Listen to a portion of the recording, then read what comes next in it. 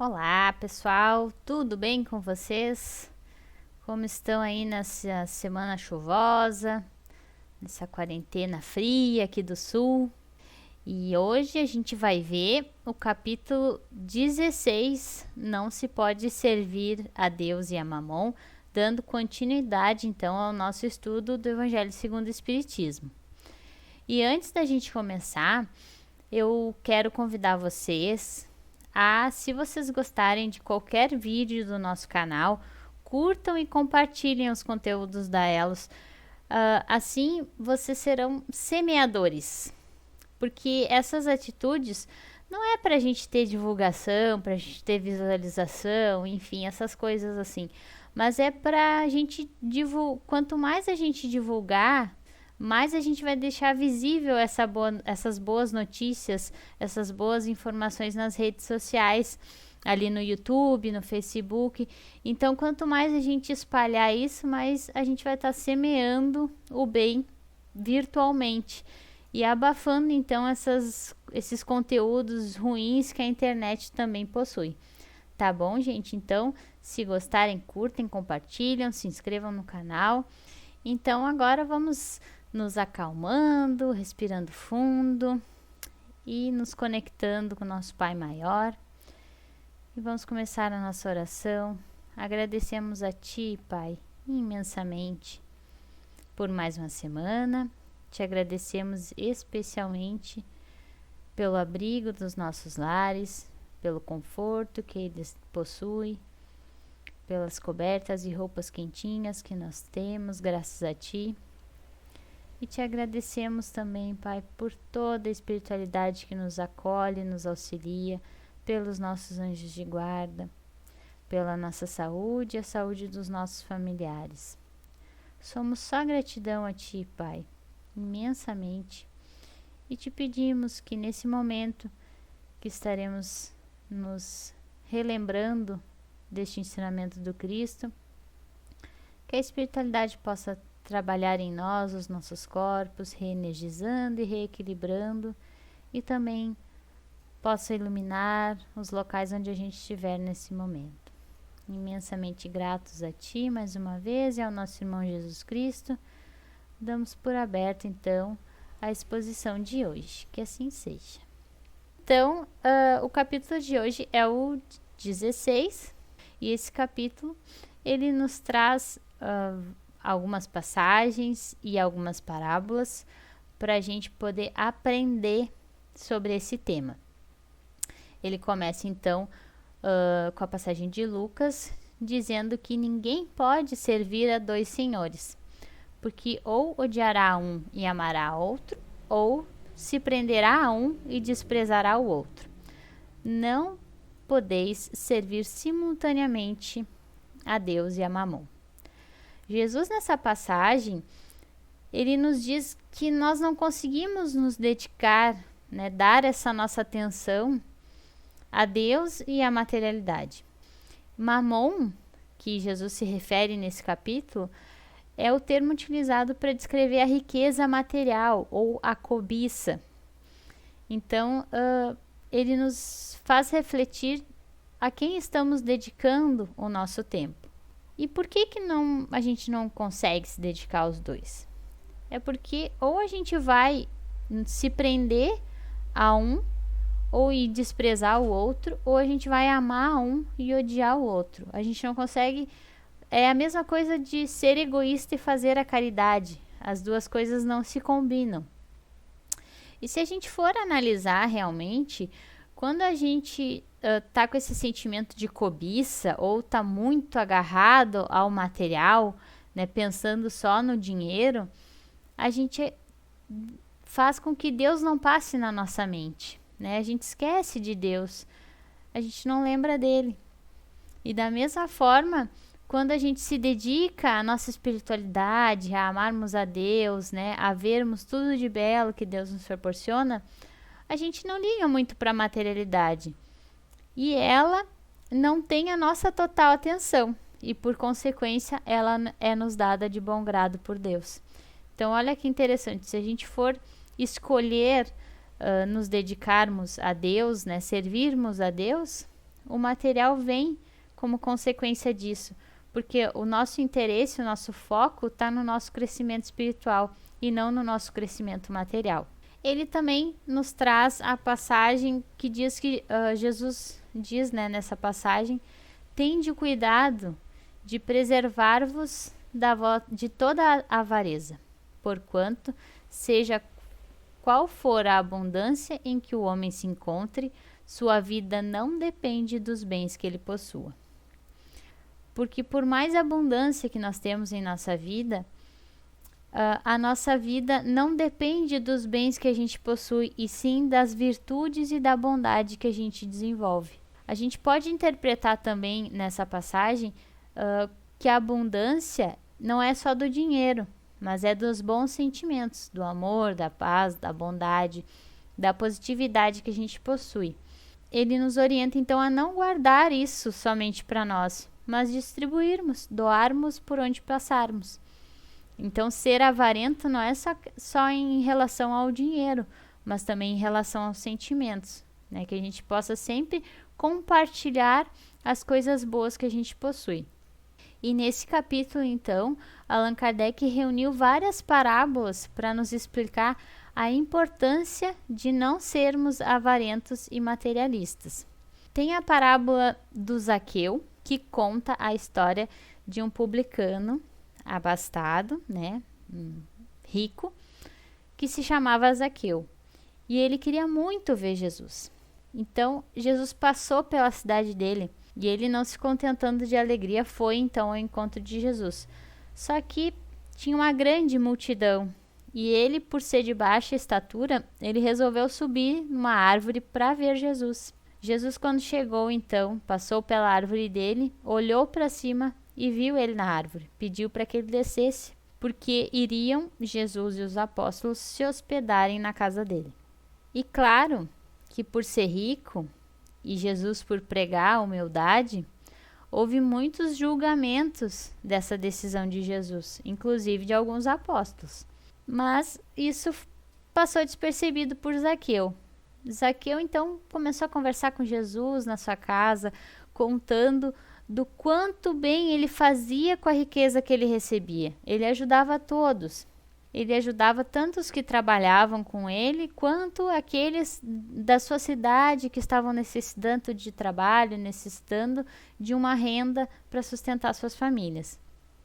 Passando o tempo nessa conversa, Jesus foi indagado pelos seus apóstolos, quando houve a oportunidade, por que ele estaria se hospedando então na casa de um rico, sendo que Jesus sempre pregava a humildade. E ele explica que o evangelho não veio ao mundo para transformar todos os homens em mendigos, mas sim para ensinar os homens a praticar a caridade, que ampara uma vida inteira, não aquela que ajuda momentaneamente. Zaqueu dava essa oportunidade, com seu dinheiro, das pessoas crescerem através do seu trabalho, ajudando os homens de todas as formas possíveis, e não somente com a esmola.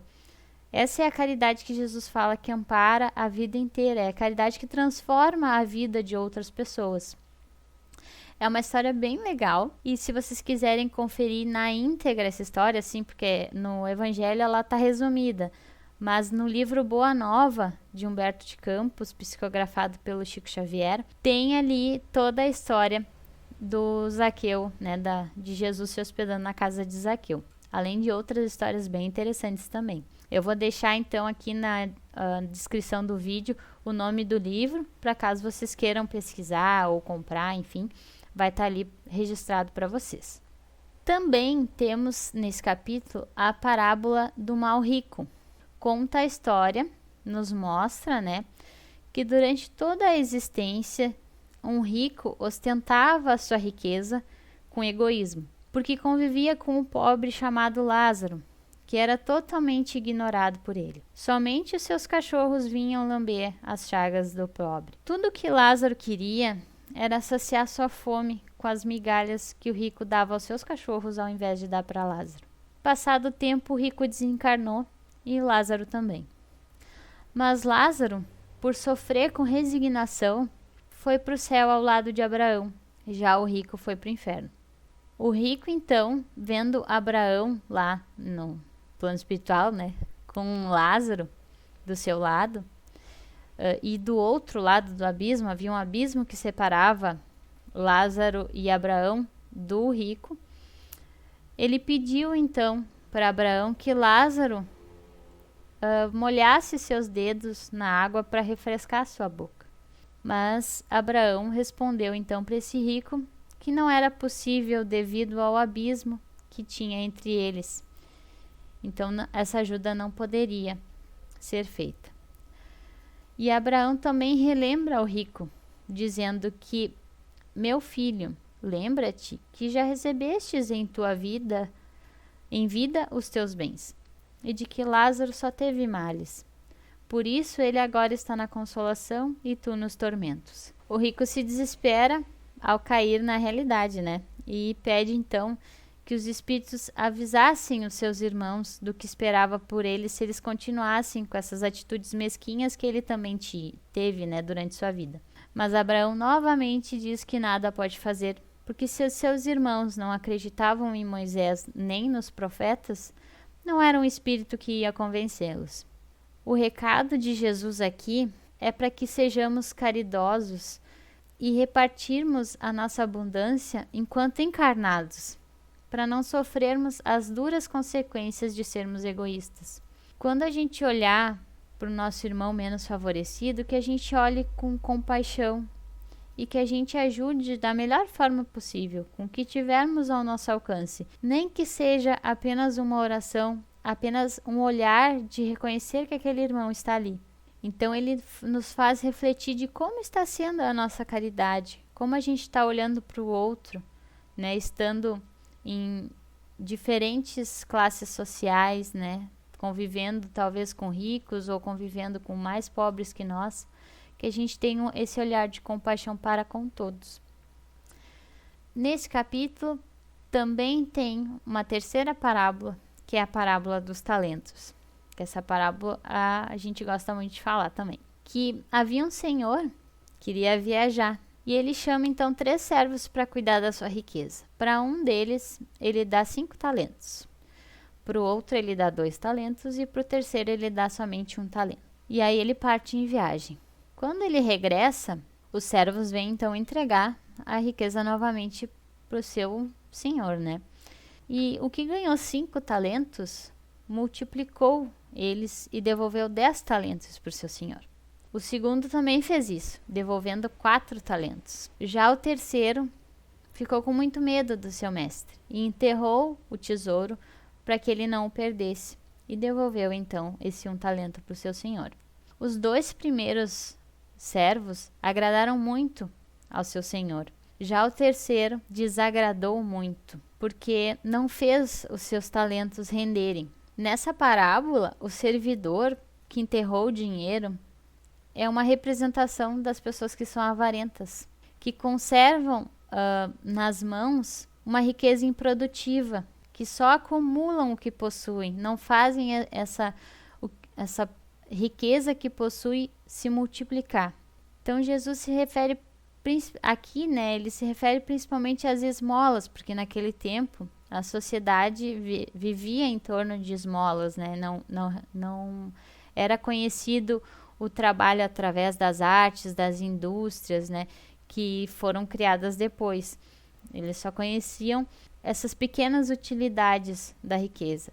E aí ele nos faz refletir nessa parábola o quanto a gente exercita e utiliza os nossos talentos. E aqui talentos no sentido de riqueza, de dinheiro, do quanto a gente ganha, sim, mas também dos nossos dons, que também são uma riqueza dada a nós por Deus. Como é que a gente está utilizando os nossos dons para fazer o bem? Porque quanto mais a gente exercita, né, multiplica esses nossos talentos, mais em abundância a gente fica. Então, a gente sabe quais os dons que Deus nos concedeu para a gente fazer multiplicar. Será que a gente tem noção das habilidades que a gente possui, do quanto Deus nos deu de dons para que nós multiplicássemos e distribuíssemos para os outros? E aí aqui é o talento da inteligência, é o talento de cozinhar muito bem, é o talento de fazer um trabalho artesanal, é o talento de conversar, é o talento de amparar. Nós temos vários talentos, mas a gente às vezes não para analisar que isso está dentro de nós. Então aqui Jesus pede que a gente reflita sobre nós e sobre esses talentos que Deus nos deu. E mais adiante no capítulo, então, vem Allan Kardec nos explicar algumas questões. E a primeira delas é: a riqueza, então, depois que a gente viu essa parábola, é um obstáculo para a nossa felicidade? Depende do uso que a gente faz dela. Sem dúvida, o dinheiro pode nos afastar da felicidade, pelas tentações que ela gera, pela fascinação que ela exerce na gente. Ela é uma prova muito arriscada, né, considerada mais perigosa que a miséria, porque ela é o que estimula, é o principal estimulante do nosso orgulho, do nosso egoísmo e da vida sensual. Essas são as características que Deus nos convida nos capítulos anteriores a combatermos dentro de nós. Então a riqueza, né, o dinheiro, ele faz com que a gente possa estimular isso ao invés de combater. A riqueza também é o laço mais forte que nos prende à terra e desvia o nosso pensamento de Deus, como a gente falou lá no começo do capítulo. Quando a gente resolve escolher servir a materialidade somente, a gente acaba não tendo tempo para pensar em Deus. E isso é muito grave. E ela é tão poderosa que aquele que foi pobre e se torna rico, muitas vezes se esquece daqueles que partilharam da pobreza com ele, daqueles que o ajudaram, se tornando uma pessoa insensível e egoísta. E ser rico pode tornar a jornada muito difícil, mas não impossível, porque pode ser um meio da gente ser feliz se a gente souber empregar essa riqueza num propósito positivo e com discernimento. O verdadeiro obstáculo para a nossa felicidade é o apego aos bens terrenos. Esse é o obstáculo, não é a riqueza. A riqueza é a causa de muitos males, ela aumenta as nossas paixões e causa perdições, mas não é ela a culpada. A culpada somos nós que deixamos ela tornar isso em nós. Quando a gente abusa dela, assim como de todos os outros dons que Deus nos deu, por interesses materialistas. Então, o dinheiro, a gente diz que ele é neutro. A riqueza material, ela é neutra.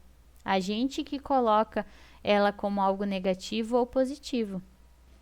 Se a riqueza produzisse somente coisas ruins, Deus não teria colocado na terra.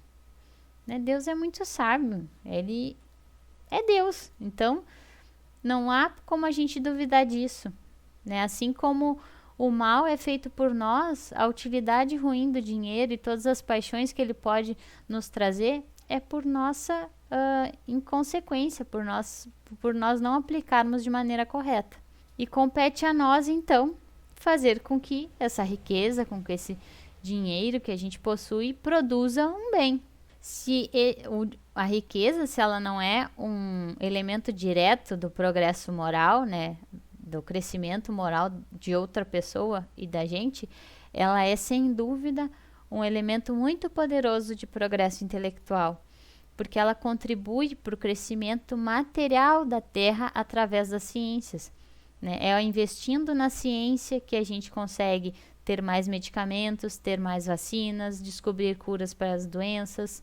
Também é através desse investimento material que a gente possui desenvolvimento de engenharias, soluções de problemas para o cotidiano, para a rotina da nossa vida. Então, o dinheiro ajuda muito a gente, a riqueza material ajuda muito a gente, mas a gente tem que saber utilizar ela, não se deixar dominar por ela. E aí, Allan Kardec traz também uma pergunta, que é a nossa pergunta também, muitas vezes, né? Por que há desigualdade no mundo? Ele responde, então, que os problemas de desigualdade é inútil a gente procurar resolver se a gente considerar apenas a vida atual. Nós somos espíritas, nós sabemos que já tivemos várias encarnações e teremos muitas outras. Então, a desigualdade, ela ocorre como consequência dessas outras vidas nossas. Então, por que que todos não são igualmente ricos? Porque não somos igualmente inteligentes. Não somos igualmente ativos, laboriosos, não utilizamos igualmente a nossa atitude e o nosso pensamento para o bem, para adquirir coisas boas, para sermos sóbrios nas nossas decisões e para preservarmos aquilo que possuímos. Então, matematicamente, é demonstrado que se a gente repartir a riqueza igualmente para todos da população, todos ficariam com uma parcela muito mínima e insuficiente. E mesmo que ela seja repartida, o equilíbrio dessa riqueza duraria pouco tempo e estaria desfeito. E a gente pode pegar como exemplo quando uma pessoa ganha na Mega Sena. Quantas histórias a gente não ouviu de pessoas que ganharam na Mega Sena e ficaram muito ricos e conseguiram empreender, conseguiram transformar suas vidas, e ao mesmo tempo a gente escuta relatos de pessoas que ganharam na Mega Sena e esbanjaram tudo com coisas supérfluas, acabaram perdendo tudo e hoje em dia continuam na pobreza. Então, mesmo que a riqueza permanecesse estável durante algum tempo para todos, mesmo que isso acontecesse, mesmo que toda a população tivesse a consciência de que teríamos o mesmo valor monetário, que ninguém mais seria desigual, aconteceria outro problema. O aniquilamento dos grandes trabalhos que contribuem para o progresso, para as grandes descobertas e para os empreendimentos úteis, para o bem-estar de nós mesmos, da humanidade. Porque aí todo mundo estaria na mesma, estaríamos bem. Quem é que ia desequilibrar a balança para então injetarmos verba para o crescimento da ciência, para o desenvolvimento de coisas boas para nós? Seriam alguns, não todos.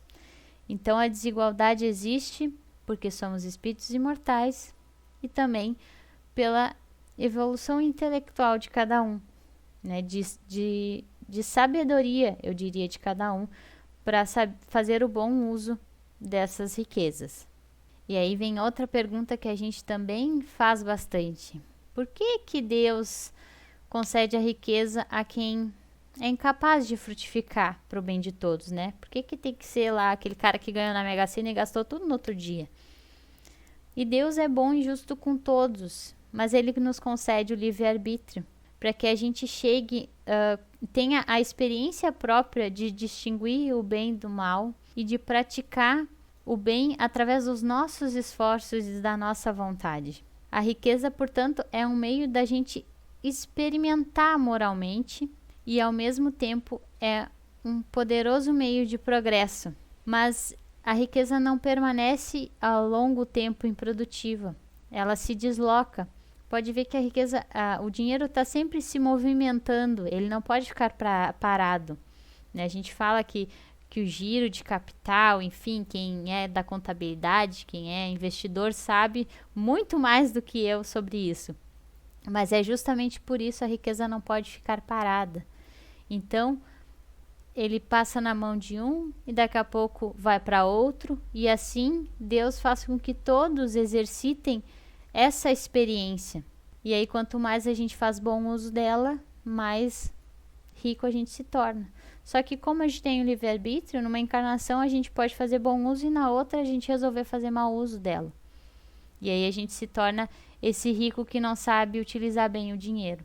Então a pobreza, ela vem para que aqueles que sofrem com isso seja uma prova de resignação e de paciência. E a riqueza vem para que seja uma prova de caridade e abnegação. Que a gente utilize a riqueza para o bem, para fazer a caridade. E aí vem as instruções dos espíritos, então, que nos fala sobre o que a gente realmente possui. E eles nos dizem que a gente possui tudo que a gente pode levar para o plano espiritual. Ou seja, nada que é do uso do corpo e tudo que é do uso da alma. a nossa inteligência, os nossos conhecimentos, as nossas virtudes. E aí Pascal nos diz que os lugares aqui, né, aqui no plano espiritual, eles não se compram, eles se conquistam por meio da prática do bem. Então que a gente pratique o bem a partir de agora, cada vez mais, para que a gente tenha um ótimo lugar no plano espiritual, para que a gente conquiste isso com merecimento. E os bens da terra, os bens materiais, pertencem a Deus. E Ele distribui sabiamente a todos nós para que nós sejamos os administradores dessa materialidade e para que a gente use a inteligência para bem utilizar essa materialidade. E porque tudo que a gente for usar de material aqui na Terra vai ser prestado contas quando a gente voltar para o plano espiritual. Então, que a gente seja desapegado aos bens terrenos, mas que a gente não deixe tudo largado e mal cuidado, mas que a gente compreenda que tudo vem de Deus. E a nossa gratidão é preservar esses bens e reconhecer esses bens sendo de Deus. É aquela coisa de ficar feliz com aquilo que Deus nos proporcionou e cuidar bem dele. E qual que é o melhor emprego da riqueza? Então, como é que a gente pode fazer bom uso do dinheiro que a gente recebe? E aí vem então o espírito Cheverus, acho que é assim que se fala, que nos orienta para que a gente ame uns aos outros. Essa é a solução. Que nem o Zaqueu. Que a gente aplique o dinheiro que a gente recebe para transformar as vidas dos outros. E assim, não só a riqueza material, mas a riqueza que a gente possui de tudo dentro de nós. A riqueza das nossas virtudes, que a gente coloque em movimento para que a gente possa, então, transformar a vida das outras pessoas. E isso é através do amor ao próximo. Toda vez que a gente colocar amor, a gente está fazendo bom uso da nossa riqueza. Porque essa é o verdadeiro emprego que Jesus nos convida a fazermos com a riqueza que Deus nos proporciona. Empregar bem a riqueza também é prevenir a miséria, né? Então, quando a gente transforma a vida de uma outra pessoa, ensinando ela a fazer um trabalho diferenciado, mostrando como ela pode lidar bem com o dinheiro que ela recebe, a gente está fazendo com que aquela pessoa não fique na miséria e também possa crescer, enriquecer e também distribuir essa riqueza que ela possui. E esse espírito então nos orienta para que primeiro a gente alivie a dor do outro e para que a gente verifique se o trabalho, se os conselhos, se a afeição não será muito mais eficaz do que apenas a esmola, do que apenas o dinheiro dado. E que a gente espalhe em torno de nós os socorros materiais que são necessários, mas também o amor de Deus, o amor do trabalho, o amor ao próximo. Que a gente coloque as nossas riquezas materiais e do espírito como base de tudo que a gente faz, para que a gente coloque isso nas boas obras que a gente produz. E que a gente coloque também a nossa inteligência, como na parábola dos talentos, que a gente não fique com medo de crescer, de se desenvolver, mas que a gente aplique, multiplique isso que a gente verificou dentro de nós como riqueza dada por Deus. E aí, como é que a gente aplica, então, esse capítulo na nossa regeneração? A gente falou semana passada sobre a regeneração do nosso planeta, sobre a nossa regeneração. Como que a gente pode, então, aplicar isso na nossa regeneração, esse capítulo? Quando a gente une as riquezas que a gente possui com a fraternidade sincera que Jesus já nos explicou a termos. O amor que a gente tem aos bens terrenos constitui o mais forte empecilho para o nosso adiantamento moral e espiritual, ou seja, para a nossa regeneração. E ele impede a gente de compartilhar, de multiplicar a riqueza do amor que a gente possui. Deus aprova e acha muito justo a satisfação que a gente tem de receber aquele salário do trabalho honrado, né, do trabalho assíduo. E quando essa satisfação se torna um apego que absorve todos os nossos outros sentimentos e que paralisa os nossos impulsos do nosso coração, onde a gente pensa que é necessário trabalhar mais para ganhar mais, para ter mais, a gente acaba se tornando avarento e egoísta, como o rico lá da parábola. E aí a gente acaba esquecendo da fraternidade que a gente deve cultivar na nossa vida. Então fica a reflexão desse capítulo para nós, para a gente aplicar na nossa regeneração. Será que a gente está sendo incessantemente, se preocupando incessantemente com o nosso bem-estar material e dando pouca importância para o nosso bem-estar moral? Ou já estamos nos dedicando à nossa espiritualidade, ao nosso aperfeiçoamento moral, ao nosso autoconhecimento mais diariamente, captando então os nossos hábitos espirituais e menos materiais na nossa vida? Será que a gente está colocando essa espiritualidade em prática no nosso cotidiano, nos conhecendo mais, ou será que a gente ainda está muito preso à materialidade? Estamos empregando bem as riquezas que Deus nos deu? E nós sabemos quais são as riquezas que Deus nos deu? E será que a gente está cuidando de todas as bênçãos, de todas as riquezas que Deus nos proporciona? Então, esses são os questionamentos para que a gente possa refletir esse capítulo dentro da nossa regeneração, dentro do nosso crescimento pessoal e moral. Tá bom, gente? Era o que eu tinha para hoje para vocês. Eu espero que todos tenham gostado, que sirva para todos nós essas reflexões para a gente se melhorar sempre, né, gente? Então vamos fechando os nossos olhos e nos concentrando para fazermos a nossa oração, te agradecendo, Pai, imensamente por este capítulo de hoje, que nós possamos escolher seguir a Ti, servir a Ti, e que todo o bem material venha como consequência, Pai.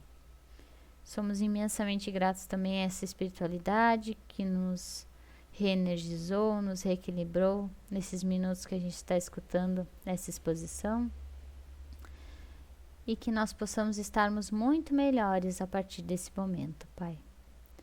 Agradecemos a Ti, aos nossos mentores e a toda a espiritualidade que nos auxilia, e pedimos autorização para darmos por encerrada a exposição de hoje. Que assim seja. Então, gente, era isso para hoje. Conto com a presença de vocês na próxima semana. E escutem as outras palestras também que vão ter nessa semana, tá bom? Um beijo para vocês e até a próxima.